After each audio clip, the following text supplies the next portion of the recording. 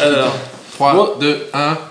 Bonsoir et bienvenue dans cette deuxième vidéo du magazine Young Timers. Bonsoir à tous et à toutes. Vincent est à mes côtés. Je suis là. Donc, dans cette édition, on va aborder la voiture qu'on a mise en couverture dans le numéro 124 d'octobre 2021, qui est ici. C'est la Porsche 996. Donc, la Porsche 996, elle est sortie en octobre 97.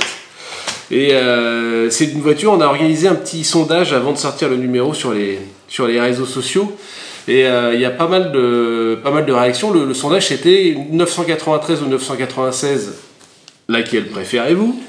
Et la 993 a été plébiscitée à peu près la quasi-unanimité. Je crois qu'il y a peut-être une personne qui a répondu qu'elle préférait la 996. On a le nom. Sans doute. Donc voilà, c'est une voiture qui fait débat. Faut dire tout avait changé à ce moment-là. C'est-à-dire qu'au bout de 34 ans, que ce soit la ligne ou le moteur, tout a évolué. Elle a changé de robe et elle est passée à l'eau. Donc ça a fait quand même hurler pas mal les puristes. Les mensurations ont changé, plus 18,5 cm en longueur. Voilà, en gros, elle s'est allongée, mais elle s'est pas élargie. Du coup, ça en fait une voiture qui est plutôt plus lisse. Plus étroite, donc certains diront plus pure et d'autres diront moins virile, donc voilà, c'est un peu ce qui se passe et c'est pour ça qu'on voulait aborder le sujet avec vous et vous avez posé un certain nombre de questions sur la voiture. Oui, pas mal de questions, toujours un petit peu autour de pourquoi elle est mal aimée, et aussi la première de Vincent, qui est une question très juste. C'était la meilleure question, je pense. Pourquoi la 996 s'appelle-t-elle 996 ? Alors, en fait, c'est le nom du projet. Hein. Il y a pas de. Autant la 993, on a dit, enfin Porsche avait dit que comme elle était sortie en 93, il y avait un truc de cause à effet entre le nom et la date de sortie. Là, il n'y a pas de ça. C'est juste le nom du projet, au même titre que le Boxster s'appelait 986. La 996 qui est sortie juste après s'appelle 996 et puis après il y a eu le couple 987, 997, 980, 991 pour le Boxster et la 911. Voilà, donc c'est le nom de code du projet. D'accord. La question aussi pertinente de GT Aventure, difficile de répondre, pourquoi n'a-t-elle pas gardé ses feux ronds? Alors là, c'est de l'interne. Ben oui, alors en fait, ce qui se passe, c'est que déjà, il y a un moment donné, au bout de 34 ans, les ingénieurs et les techniciens de chez Porsche se sont dit, il va peut-être falloir qu'on change un petit peu la donne. Donc, Harm Laguet, qui était le designer, et son équipe ont réinterprété le dessin original. Donc ils ont redessiné complètement la 911, donc que ce soit optique, vitrage, les ailes, les ouvrants, tout est neuf. Alors jusqu'ici c'était la première, elle n'a rien en commun avec les précédentes. Absolument, oui. Et alors qu'avant la coque, toute la cellule centrale restait à l'identique par rapport entre 63 et 97, c'est la même cellule centrale ou à peu près, avec le même tableau de bord. Là tout a changé. Et la seule chose qui est commune avec une autre Porsche, c'est le bloc avant, qui a été repris du Boxster 986 qui a été présenté un an plus tôt. Et voilà, donc effectivement, ce qu'on appelle des montants de pare-brise. Ouais, c'est ce qu'on appelle des économies d'échelle. Oui, les sous. Voilà, et c'est ce qui fait qu'ils n'ont pas repris les optiques rondes. Et d'ailleurs, comme ça a été pas mal critiqué sur la 997, ils ont essayé de les reproduire un petit peu. Mais sur la 96, effectivement, ils ont repris tout le nez, tout l'avant du Boxster. Autre question, le sujet numéro 1 sur les premières 996, le manque de fiabilité. Le truc qui la suit depuis le départ, est-ce que c'est justifié ou pas? Notamment demande Stéphane. Oui, alors c'est vrai qu'il y a eu quelques soucis qui ont été relevés sur ces autos-là. Alors il y en a deux, notamment qu'on connaît bien, c'est le fameux RMS, qui est le joint spi côté boîte qui fuit. Alors ça se change très facilement. En général, quand on fait l'embrayage, on le change. Et puis voilà, il y a plein d'autres voitures qui ont des soucis de joint spi de boîte. C'est pas vraiment un sujet.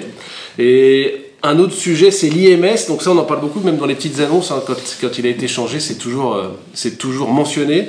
Donc c'est un arbre c'est l'arbre intermédiaire en fait, et il y a un déroulement qui, à force de travailler, s'ouvre et donc il y a un défaut de lubrification, ça casse. Et alors quand ça casse, là c'est les billes qui se déforment. Ouais, là c'est la catastrophe.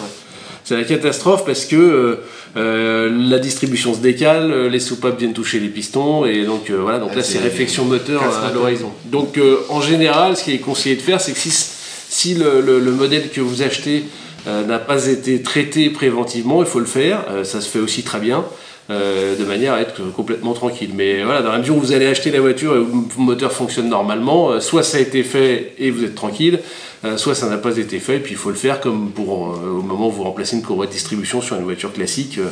Voilà, et si le délai est dépassé, il faut aller le faire le plus vite possible. D'accord. Il y a les culasses aussi? Ouais, il y a quelques cas de culasses fissurées, notamment au niveau du cylindre central. Donc là, il faut surveiller la consommation de liquide de refroidissement, voir si elle augmente pas. Et puis, le dernier problème qu'on ne peut constater qu'avec un endoscope, ça c'est de la mécanique de précision, c'est de la chirurgie là. Il y a un revêtement de protection à l'intérieur des cylindres qui s'appelle le locasil et qui a tendance à se décoller. Le locasil, donc on parle aussi du nicasil, mais là c'est le locasil. D'accord. Qui est une couche de protection qui résiste normalement à l'usure et qui a tendance à se décoller. Et donc là, dans ces cas-là, c'est pareil, c'est ouverture du moteur, voire remplacement de tout le bas moteur, le cas échéant. Ça peut arriver, mais globalement, voilà, sur les voitures qui sont aujourd'hui en circulation, sachant qu'on parle de voitures qui ont entre 16 et 23 ans, on est à peu près sorti d'affaires. Je veux dire, celles qui roulent, elles roulent bien. Assez souvent, les problèmes, ils ont été résolus déjà depuis un grand moment. Donc, il faut pas. Elle ne connaît pas plus de problèmes que d'autres. Je veux dire, les 964 avant elle et les 993, elles ont des fuites moteurs aussi. C'est pas, voilà, c'est pas une voiture qui est peu fiable ou particulièrement fragile. D'accord. Une question de Didier, Denis, David, Monsieur Raymond. Pas, il s'appelle Monsieur Raymond.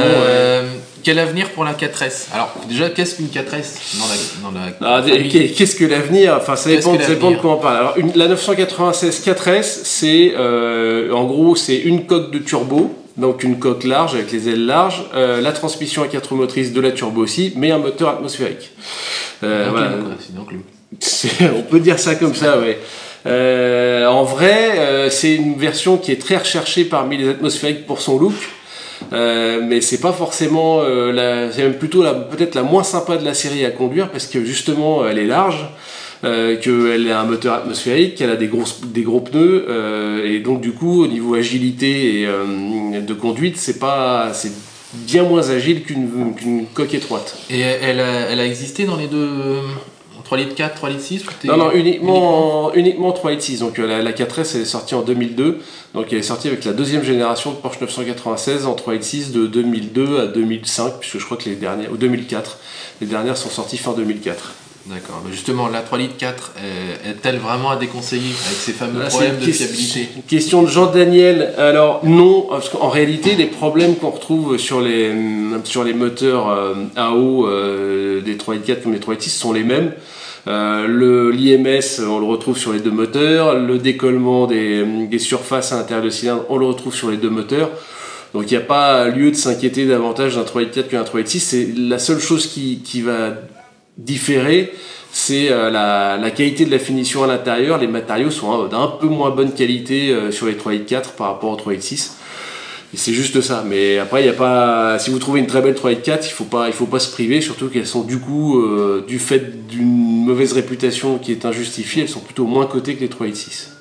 Très bien. Valérie nous demande si elle est coûteuse à entretenir dans le cadre d'une utilisation loisir.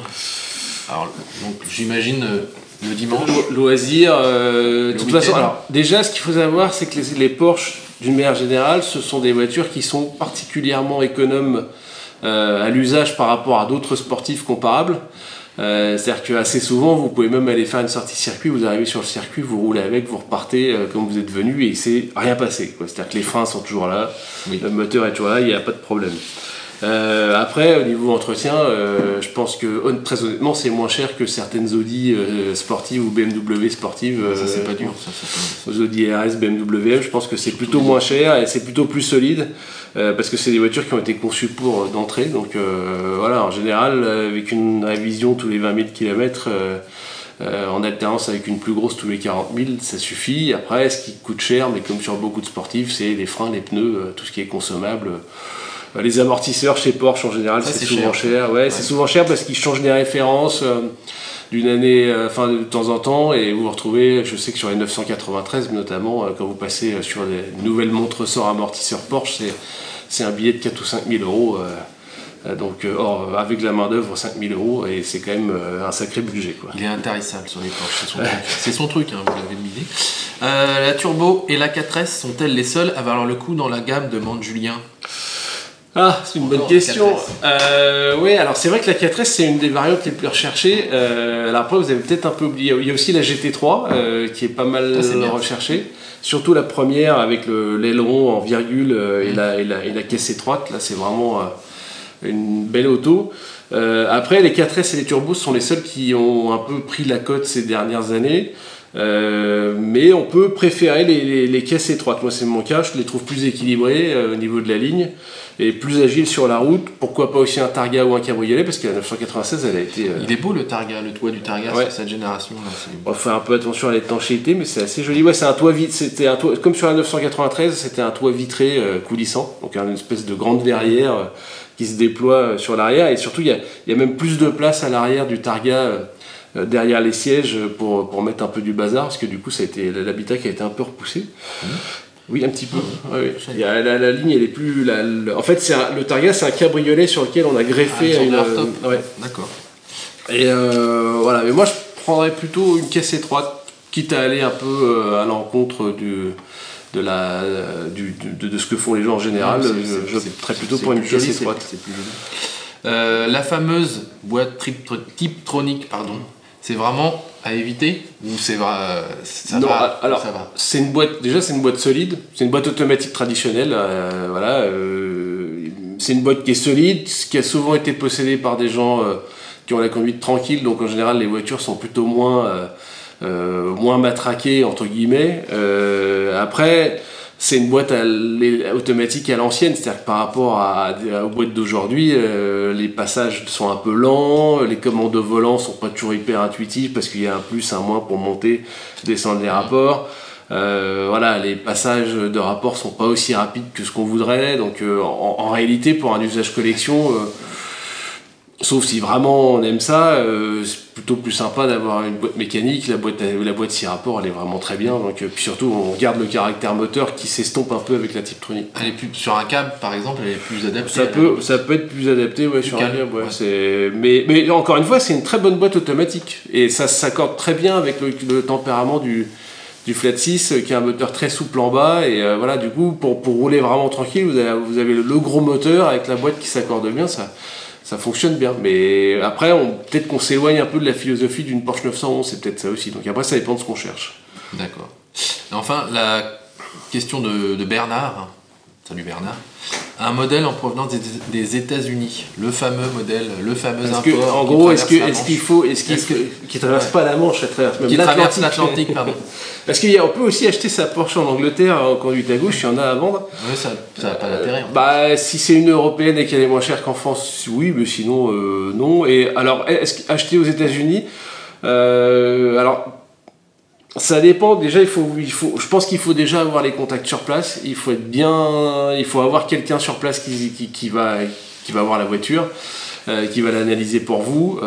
Ça a des qualités, ça a des défauts. Aux États-Unis, les gens roulent pas vite. Aux États-Unis, il n'y a pas beaucoup de virages. Donc les voitures, elles sont pas très usées en général par rapport à ce qu'elles peuvent l'être si vous l'achetez dans les Alpes, par exemple. Après. On en a vu quand même. Oui, elles sont souvent Tiptronic. Quand elles viennent du soleil, elles sont souvent un peu cuites aussi au niveau des habitacles, etc. Après, elles sont assez souvent mieux équipées, elles ont toujours le régulateur de vitesse, elles ont des combinaisons de couleurs aussi parfois qui sont plus sympas que chez nous, avec des couleurs plus claires, des intérieurs type des blanches intérieures camel. C'est ce qu'on trouve quasiment jamais en France. Oui. En Europe, on a beaucoup de voitures qui sont grises, bleues, noires, avec intérieur noir. C'est souvent un peu triste, quoi. Donc voilà, ce qu'on peut dire de ces 996. Donc en conclusion, docteur, cette pauvre 996. Achetez-la. Non, franchement, c'est vraiment le bon plan. Avec le Boxster 986, ce sont les deux Porsche les moins chers du marché. Pour moi, la 996, c'est vraiment la matrice des 911 modernes. C'est la 911 2.0. Et en fait, toutes celles qui ont suivi, elles sont issues de la 996 au même titre que toutes les 911 AR sont issues de la première 911 de 1963. Donc c'est vraiment c'est la c'est la matrice de toutes les 911 modernes. Et on a oublié de dire un truc fondamental, c'est que par rapport à une 993, une 996, ça marche mieux. Ah, ça marche mieux, ouais. Ça marche mieux. Ça marche mieux, c'est 2 fois moins cher, donc ça se réfléchit au moment de l'acheter, ouais. Ok. Donc voilà. Bon, qu'est-ce qu'on peut dire d'autre à part abonnez-vous, à part d'acheter donc ce numéro qui est consacré à 996. Tiens, Vincent, je te laisse le présenter. Là, je l'ai montré tout à l'heure, donc il est en kiosque, disponible. Vous pouvez vous abonner. Ça permet aussi de fidéliser.